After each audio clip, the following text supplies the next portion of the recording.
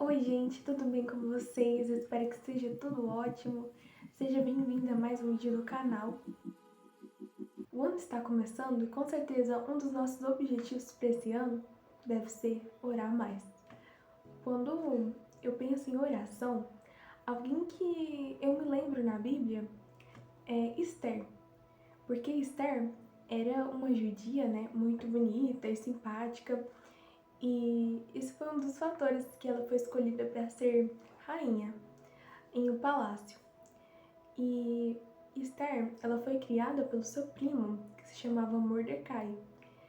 E Mordecai, ele era um homem temente a Deus. E ele também servia no palácio onde Esther estava governando como rainha, né? E nesse período, o rei havia escolhido um primeiro-ministro para ajudar, né, a governar o palácio. Ele se chamava Amã. Amã tinha um ego assim muito alto e queria que todos ali adorassem ele, tratassem assim com muito respeito, com muita honra. Só que Mordecai, ele era judeu e servia a Deus e em nenhum momento ele se prostrou, em nenhum momento ele o adorou. E isso deixava Amã com muito ódio. E ele tomou ódio não só de Mordecai, mas também de todos os judeus. E esse ódio foi tanto que ele conseguiu até um decreto para que todos os judeus daquele palácio fossem mortos. E diante dessa situação, Mordecai vai até Esther e fala: Esther, você precisa fazer algo pelo nosso povo.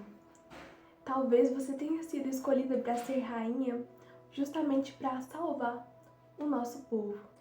E Esther, ela amava muito a Deus e também ao seu povo. Então, mesmo sabendo que se ela fizesse algo, ela poderia morrer ou perder tudo que ela tinha, mesmo assim, ela escolheu fazer algo para salvar o seu povo. Mas o que me chamou a atenção na história dela é que antes de ela tomar um posicionamento, ela orou primeiro. Então ela pediu para que Mordecai pedisse para que todos os judeus daquele local orassem e jejuassem por 3 dias. E que ela e também as suas escravas iriam orar e jejuar. Então elas, antes de fazerem algo, ela orou primeiro.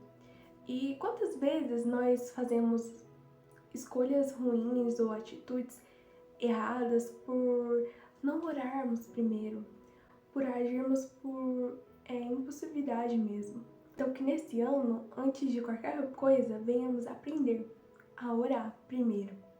Então Esther, após orar, decide colocar o seu plano em ação. Ela convida o rei e também o seu ministro para um banquete.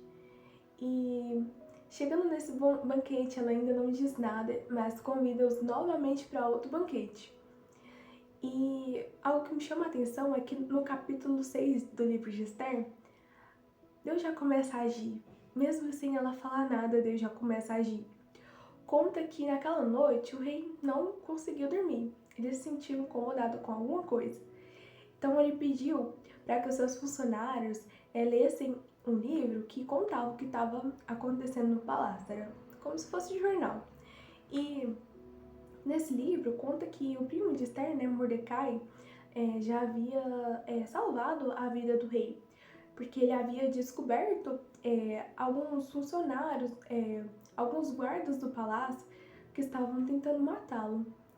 Então ele já havia descoberto e salvado, né, de certa forma, a vida do rei. E conta que nesse mesmo dia a mãe já até havia feito uma forca para que Mordecai fosse morto. E quando o rei lê aquele livro, ele fala: onde está esse homem? Então vamos tratar ele com a honra que ele merece, né? Então o próprio ministro que queria, né, matá-lo, teve que proporcionar a ele toda essa honra.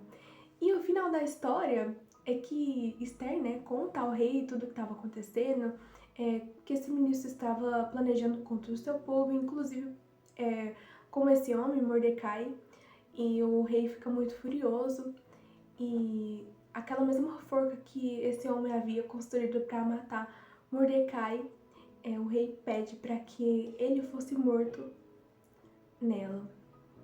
Então, a gente vê, né, o agir de Deus. Talvez a história de Esther seria diferente se ela não tivesse orado antes, porque antes de ela falar, Deus já estava agindo.